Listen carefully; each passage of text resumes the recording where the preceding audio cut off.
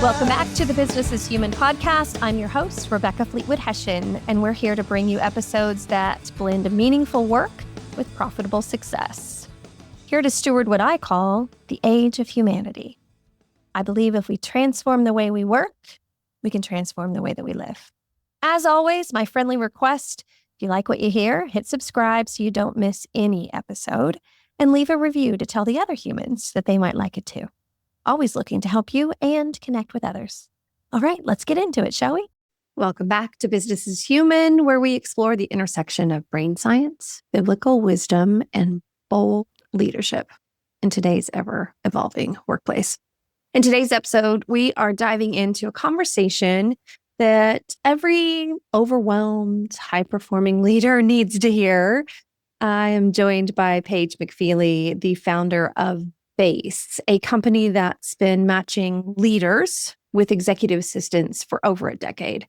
But this isn't just about outsourcing your inbox. It's about the rewiring of what it means to lead well, with support and sustainability at our foundation, at the base, if you will, unintended. And I think this is the thing that I most want to be known for with this podcast is getting at the patterns and the decisions and the emotions of how we make decisions, not just talking about cleaning out our inbox and looking for hacks. So we're going to talk about why asking for help can feel so vulnerable and how our past scripts around self-sufficiency might be holding us back, and what the neuroscience, and I love to talk about the Bible, have to say about it. So in this episode, this is your permission slip to stop doing it all and start thriving in your unique gifts and talents by bringing in the support that's uniquely gifted to handle those kinds of things too. All right, let's get into it. Paige McPheely, welcome to the show. Thank you. I'm so glad to be here. I wish I was there with you live because you are living in Spain and having a whole life experience over the last year, which we should probably record another episode about that. Yes, it has been an interesting journey, but we are perfect weather here, blue skies. The time to be in Spain for sure. Amen. Well, today we're going to talk about your business because for the last 14 years or so, you've been working in the space of helping leaders match with executive assistants. 14 years. You've had a whole career of doing this matchmaking. It's been a lot of my career, and officially our birthday is coming up, I think next week, where we turn 11. So like on paper, it's been about 11 years, but yeah, I turned 40 the month after that. And so when you do the math, it's a lot of my career that I've spent doing this. And it all started with kind of spotting a need, a client who's still a client after all these years. I asked for some help, and then they were like, oh, we need more help. And so, oh, let's build a business around this. And one thing led to a lot of other things that here we are. Isn't that just the way great things start? There was a need that got filled, and then you replicated it. I've said that to my kids since they were small. Find a need and fill it. If there's something that needs to be done in your classroom or with your friends, just help.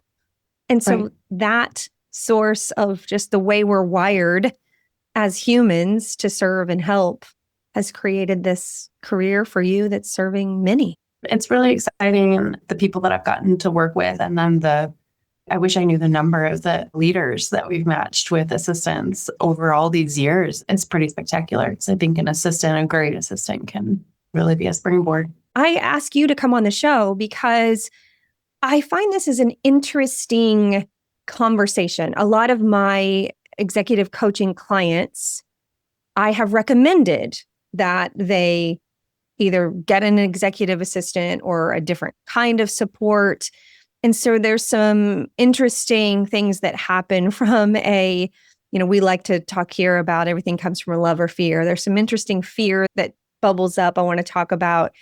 But fundamentally, the place where I think this is most important for a leader to acknowledge is that we're all different down to our fingerprints. We all have unique gifts, talents, and abilities.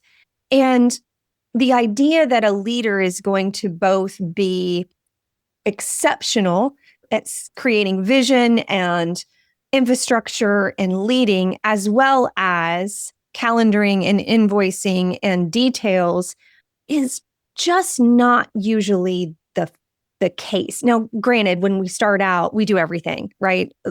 As entrepreneurs, if you're just getting started, you just do what needs to be done.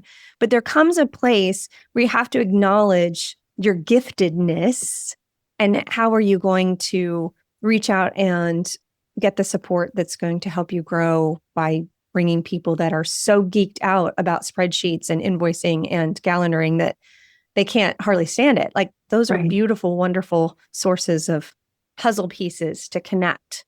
Is that the base, pun intended, because that's the name of your company. Is that the basis of what you do as matchmakers, is help people understand the different gifts of your EAs? Because they're not all the same there either, right? Yes. Anybody who's heard me talk knows I say this all the time. It's the most intimate professional relationship that exists, because you are in one another's lives, and especially the assistant is really in your life. They know your strengths, your weaknesses, your fears, the things that really light you up, the things that really drain you, and that's their job, right? And if you're going to really find a good balance there, you have to be really open and transparent and pretty vulnerable with your assistant. And so getting that match right is so, so critical. We've actually spent a ton of time in the last 2 or 3 years really doubling down on, done all these matches. Some of them work out. Some of them took a couple tries. And so what can we learn from that? We've got all this data, and we actually built a platform to help us do that faster and more effectively. But even still, we're big proponents of, we just keep going until we get it right, because that fit is so critical. We've got this software that can help us do it, but we really want to work with you to understand what you need, what the assistant needs, because that's when magic really happens, because you're both in your zone, you're in your flow. So it's not 1 + 1 = 2. It's 1 + 1 = 3 or more. So you're like the Bumble and Hinge of matching leaders and EAs. Yeah, I like that. Yeah. So how does this, let's do a little bit of the, how does that work from a software perspective? Let's pretend like I've said, yep, I'm ready to sign up. Let's give a little of the how. And then, because I know that's where people's brains go first, is, well, how does this work? But then I want to talk about why people don't do it. But first, just how does it work? So Rebecca Fleetwood Hession messages you and says, okay, I'm ready. Sign me up. How does it work? Yeah, so we can go really fast from there. Within a day, couple days, you can be started with your assistant. There's a ton of stuff that happens behind the scene. So we would send you an intake survey. It takes you maybe 20 minutes. The more information that you put in that, the better, because this is what we have that goes into our system to match you with an assistant. And it's gathering all sorts of the obvious information of what you're looking for, the types of support you need, the tools that you're using. But we're getting really into the weeds of your communication preferences and your emotional style. Who do you like to interact with? How do you communicate and give feedback? Do you like to move really, really fast? Do you like all these kind of nitty-gritty things that are actually on slider scales, so that you can be really specific of where you fall on one end or the other? And we actually have all of the same types of information for our assistants. So we maintain a really robust EA talent pool that is kind of out there, either matched with clients or ready to be matched with clients. And we've got all of the same information on them. So when we put your survey out into the world, we can automatically see these 20 EAs might be a really good fit for you, but we know them also. So we're going to say, okay, you smaller selection, we're going to push out Rebecca's profile, say, who's interested? Who wants to do this? We get thumbs up, hands raised, and the EAs actually write an interest statement of, here's why I think you, Rebecca, would be wonderful to work with and what I can bring to the table. And then after we have all the interest statements, it's usually in the ballpark of 2 to 3 that we whittle it down to for you. You see their profiles and you get to decide from there. A lot of our clients coming in will do really quick get to know you calls with the EAs that they're most interested in.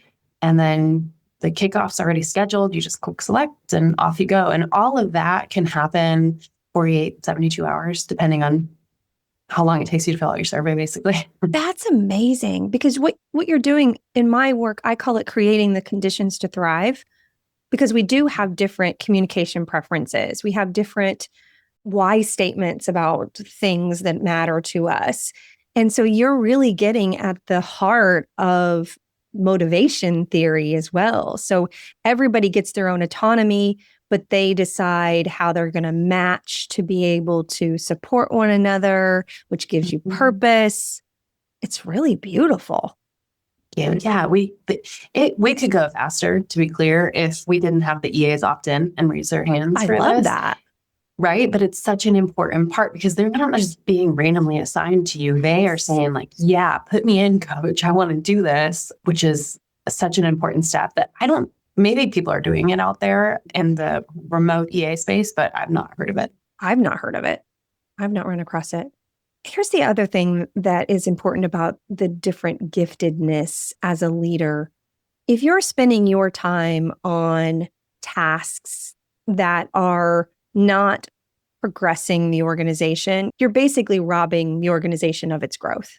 I mean, if we really wanted to get down to it, if you're spending time doing tasks that aren't your giftedness, you're not great at them, so they take you longer, you're making mistakes, and the opportunity cost that you're not then either meeting with clients or furthering the business in a way that puts you leading out front, that's just not great for your business.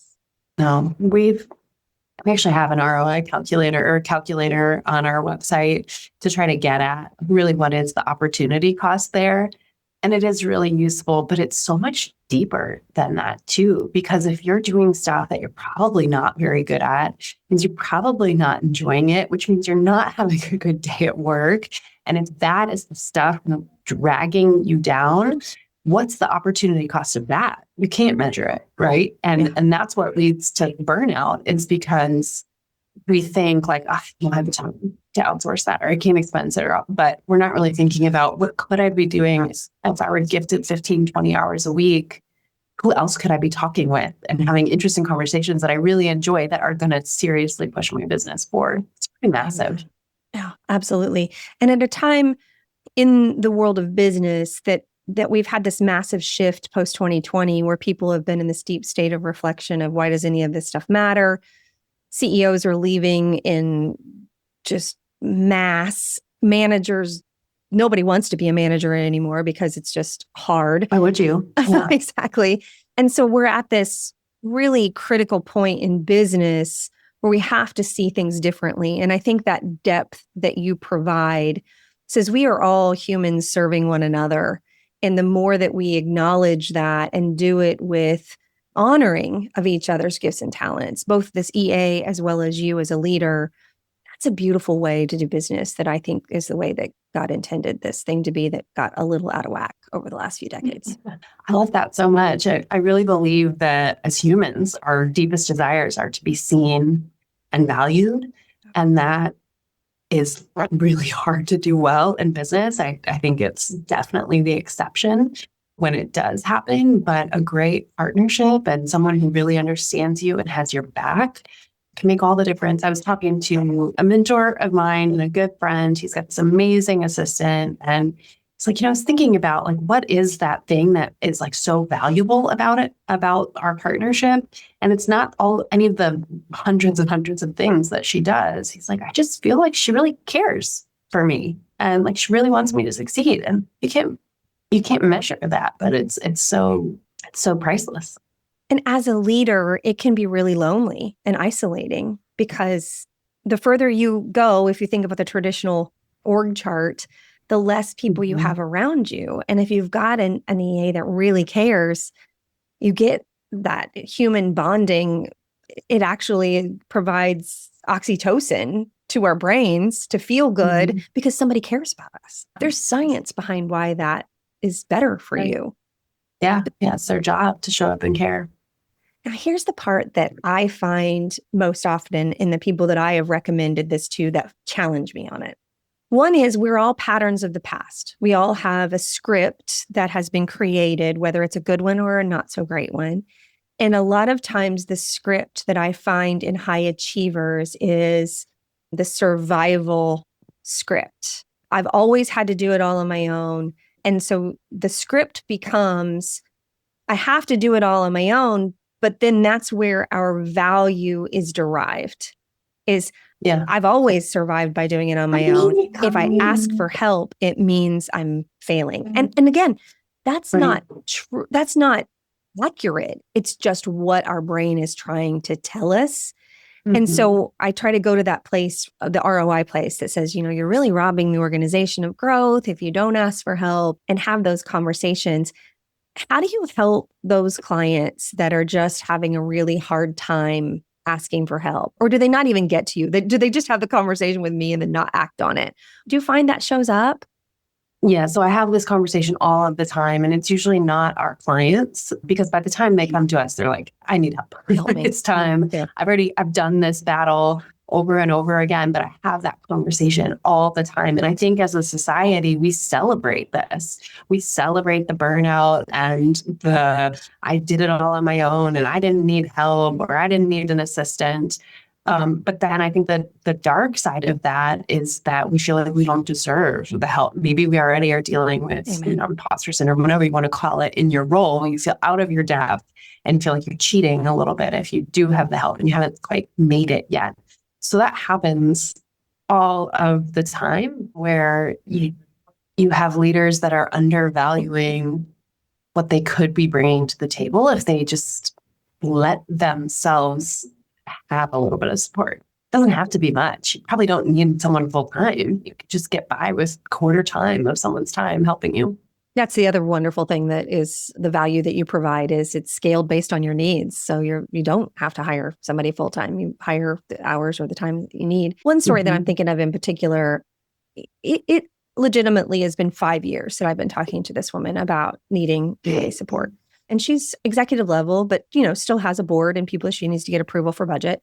And every time that dollars would get approved for support, she would use them in other ways that served her team versus the EA that I kept saying that she needed. Yes. And when we finally got dug into it one day, I just had it. I was like, you have to explain this to me. And so we got into the therapy moment where I just said, where does this come from?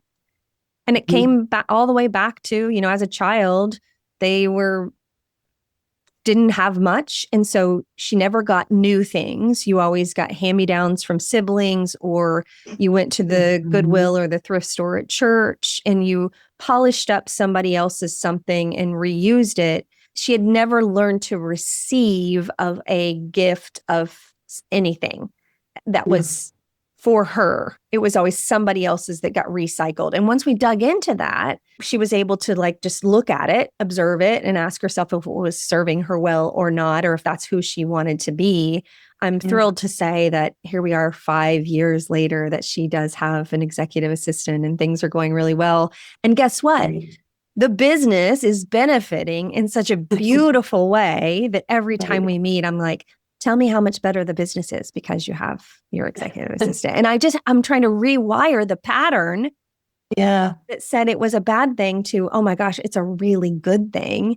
And it's become this really great evolution and story for her that I love so much. It makes me so happy. And I think it's especially true for women. We carry this backpack around, like, I have to do it on my own. I have to look like I have it all together and I have all the answers. And that's just amplified by a million when you're a leader too. And so, yes, I think that's a lot of why these types of conversations are so important, is it can be that permission that so many of us need to just, I need help. Yeah. And that's okay. It's healthy. Absolutely. And I want to talk about women for a minute, because I know you're doing some cool things in that space, but even deeper than business things for women. I've had clients that started businesses that created support for household support. And we in the United States, women in the United States, are not great about even outsourcing laundry or cleaning, because we have this dysfunctional belief that we are supposed to do it all. And it's not good for us. It's not good for our kids to see us trying to do it all. It's not good for our businesses. And I love what you're doing, because you're saying the executive assistant is in on this, just like with this other woman that I was working with. the person coming in to clean your house, you're gifting them a paycheck and a relationship and the ability to say, hey, let's help each other. Let's Right. You're not be a forcing them to source do of this help job. and wonderfulness. Yeah. Yeah. So you're doing some cool things right now coming out of Women's Month with your women leaders. Tell us about that. That's really cool. Yeah. So last month, March was International Women's Month, which is certainly worthy of celebrating. And we were talking about it as a team. And we're a lot of women on our team as well. Like, how do we want to actually show up for this and be a part, even if it's a really small part of the change? And so we started doing some research. Just, what does the data show? What are we truly looking at here? And McKinsey reports that it's not until the year 2072 that women will finally see true pay equity.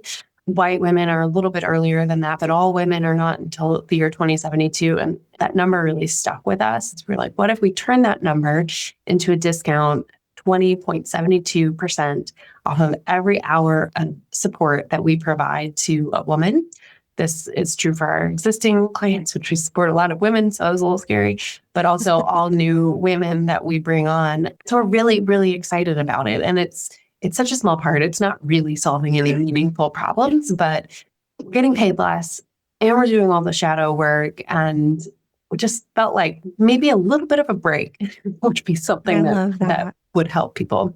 And sometimes you do what's right, not because the numbers make sense on a spreadsheet, but I'm here to say that in my experience, that ends up paying off in huge ways that may not make sense today, but absolutely it's the right thing to do. I hope so. And if nothing else, it's led to some really great conversations and where we get to be in forums like this and have the conversation and speak about the numbers and what that actually means, which is pretty powerful.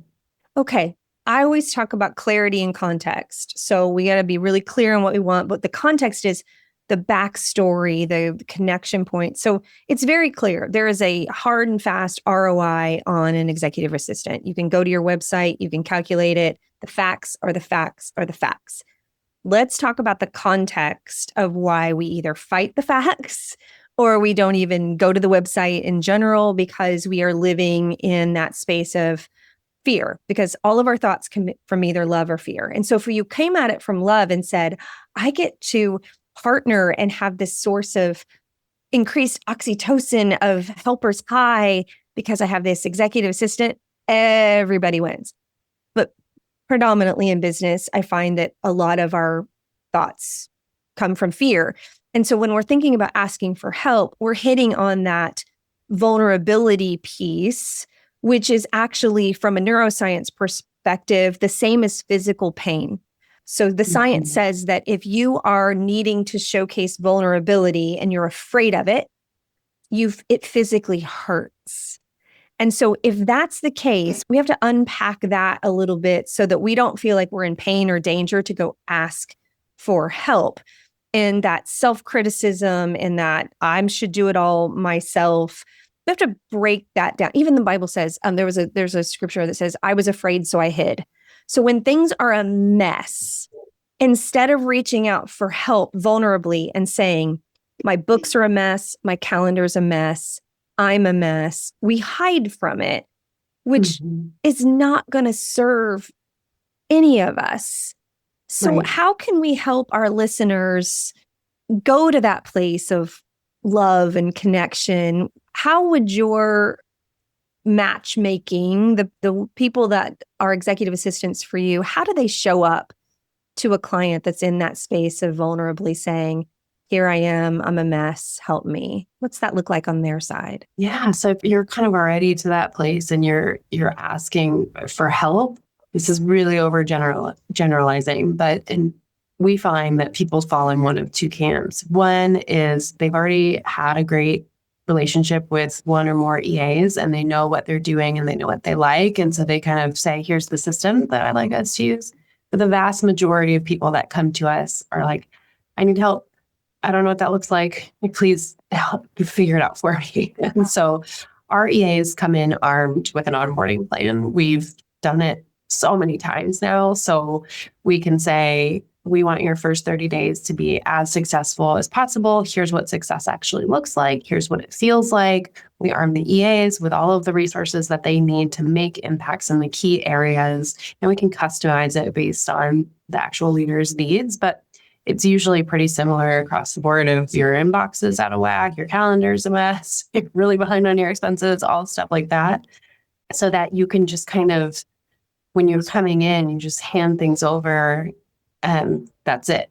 Because that relief of being able to trust that someone else has handled these things is so massive and can have such a huge emotional impact on stress that we carry around. So that's what we're going for right away. It's like we've got it. Don't worry. It's under control. And that can really be pretty transformative. So they've already got a plan. So the uncertainty that usually keeps us from taking action, we can assure the listeners today that if they engage with you, they don't have to figure out how to work with the executive assistant. They already know how to work with you. Just reach out and match with them so that they can say, I got this. That's right. That's exactly right. Because we will find people that come to us and they're like, oh, my friend's cousin or whatever had some hours. And so they were helping me out, but neither of them really had a system or a process. And so it was messy, but then it was awkward in the relationship. And that has happened so many times. And that's why I think going with a group like Base, there are a lot of other options out there at every different price point, but going with a group that has some structure behind them, because change happens and you're going to want to benefit from the pattern recognition that we've developed over years and years and years. And if there's a parental leave or there's a sickness, like you can just be backed up instantly and all of that context goes with you. There's a right way to do it. And we've learned it the hard way. And so let's help because I think that's a thought a lot of leaders have is by the time I teach you how to do it, I could have done it myself. Yeah. Lies. Because maybe one time. And the efficiencies that someone that is skilled in the way that your executive assistants are skilled, there's probably software and automation and efficiencies that we as leaders don't have any knowledge of. Oh, totally. And the seeing our own corners. I mean, my assistant sees things coming before I even know it's a problem and she'll handle it. Or a great example is I already have an email teed up in my inbox to thank you for your time today. I didn't ask her to do that. She's just really, really thoughtful. She knew that I would want to do that. And it's those things that are times 100 that are so amazing. Well, in fact, when I reached out to ask you to be on this podcast, she responded with, can you give me some topics and how much time this, and basically saying, I'm going to see if this is a good ROI for Paige before I take it on to her. And I thought, I didn't know about that. She's totally modeling how beautiful this relationship is. Yep. That's pretty cool. And then it caused me to go, oh, that's a great question. So instead of just saying, hey, do you want to be on the show? I was like, here are the 3 topics that I think would be really good if those worked for her and it's easy for her. And then it was like, next thing I know, the appointment was on the calendar because I passed the test of, does this make sense for your time? That's curious. Yeah, I that's love fantastic. it. Mm-hmm. Yeah, absolutely. What else should our listeners be thinking about or considering? Because I'm absolutely sold that this is needed in far more leaders' lives than are utilizing it currently. What else would we want them to know today that would give them some incentive or some motivation to reach out and just see? Yeah. So I often think of if we could just put ourselves a little bit adjacent to ourselves. Imagine I'm a good friend and my good friend is talking about how overwhelmed they are and how stressed and they've got too much on their plate and they're falling behind and whatever those things are. As their friend, I'm going to genuinely want them to receive relief, help, support. And the people in your world, whether it's the people controlling your budget or your partner, a lot of people come to us because their partner have said, you need help. It's time. That's a good point. Whoever it is, like people in your life care about you and they want to see you supported. And and you are worthy of that help, just like you would say that your friends are worthy of that help. So there's an option out there for you. At Base, we really want to deliver high quality support, somebody who can really integrate in your team. But there's an option at every budget. Just get some help. Just get some help. You need it. Everybody needs it, and everybody deserves it. So that's a good point too. There's an option at every price point. And so someone could actually do the kind of toe in the water approach, right? They could say, I'm not sure if I want to go all in, but here's this one area where I think I could use some cleanup. What are some examples of ways that people do that to get started? Yeah, so we actually offer a product for people exactly like that. And it's a reset. And we can come into either your inbox, your calendar, your cloud storage, and a specialist, someone who is a professional at doing these things, kind of helicopters into that area, cleans it, automates it, sets it up for success, and then leaves. And so it's just running on its own. It's no strings, no commitment. It's a one-time thing. And we'll see that a lot for folks who maybe they just don't have time to think about getting an assistant, but they've got hundreds of thousands of emails in their inbox, and it takes a 15-minute call with us to tell us what's important, what's not, and then we handle it all. That can be a really, really great gateway to buy you some fresh air, to just like stop and pause and not be drowning, but then also taste what it's like to feel supported. My shoulders just relax when you said that. Just the thought of like I'm in spring cleaning mode right now.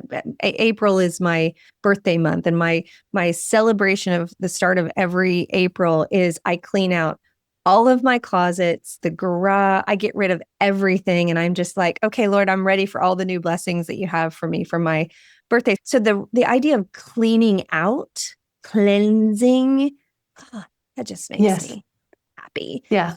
And so that's someone who's going through the inbox reset process right now and just emailed me, and they're like, I think my inbox just went to a spa. We're like, we're going to use that. It's so good. I love that. That's exactly it.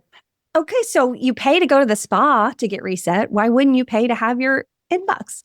Can we be really transparent and tell the listeners, like, what would that cost? Yeah. So our resets are typically $750 one time. And like, we just really want people to have them too. So if you get the reset and then you're like, okay, yes, I'm ready for support, we'll put that towards your base EA. And we also are happy to, sometimes we run BOGO promotions where you buy one and you get to either do a second one yourself or give one to a friend. Or a spouse. So you both can be reset. Which happens a lot. But yeah, $750. And then really, like, we don't want to be the reason that people say no to support. And so we're really into like, come to us, tell us your needs, and we're just going to be as helpful as we can be, whatever that looks like. Oh my gosh. I just think the value of that from an emotional bandwidth perspective.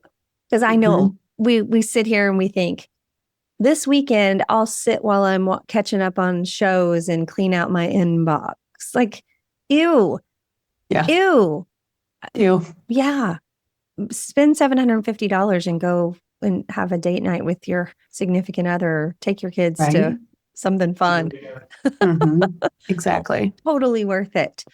And then let's say somebody does want to engage with you further. Is it based on hours? Is it based on time? Like, how does that work? When you come in, we'll have a sense of what you need. And so it's usually, let's say, 15 hours a week. It's where you think you're going to land. And so we sign you up with an EA who has that availability, usually a little bit more, because you usually tend to expand pretty quickly once you get started. And we'll just bill you the first of every month for those 15 hours a week. So 60 hours a month. If you go over, we don't charge you extra for that. It's just rolled over onto your next invoice. And it's really flexible. It's all month to month. And so if you know you've got a really busy season coming up, we can ramp up your hours. We can even provide backup support if you like need a lot of extra hands for a period of time, but it can just be temporary. It's all very fluid, but it is based on hours. Yes. So as we wrap up today, I would love for people to reach out to you and just have a conversation and just consider how this could further their life and their business and their sense of well-being. And to remember that it's not just about them.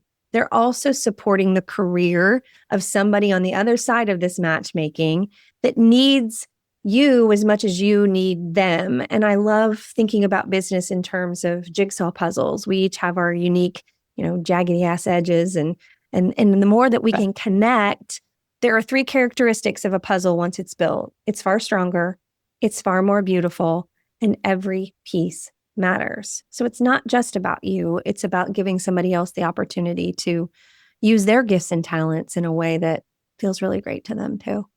I love that. Yes. Yeah. Well, we would love to help out anybody. Our website is basehq.com. You can find me on LinkedIn and you can book directly with us on there really fast. So yeah, we'd love to help. And you have a really active LinkedIn presence. I know you've done some really great podcasts with a friend of the show and friend of mine, Lindsay Chepkema. And so I highly recommend that people follow you on LinkedIn, even if they're a little bit interested, just to keep the fires burning there. And you provide some great advice and knowledge out there. So thank you. Thank you for coming on the show and for providing this beautiful service to businesses and leaders that I know serves them really well if they choose to step into it. Yes, absolutely. Thanks for creating the space. All right, we'll talk to you soon. I'm not coming down. I never left it on the ground. I'm not coming down. Thanks for being here. You can follow us on Instagram, Business is Human, or TikTok, Rebecca Fleetwood Hession. It's a great way to share some of the clips with your colleagues and friends. All right, make it a great day. Love you, mean it.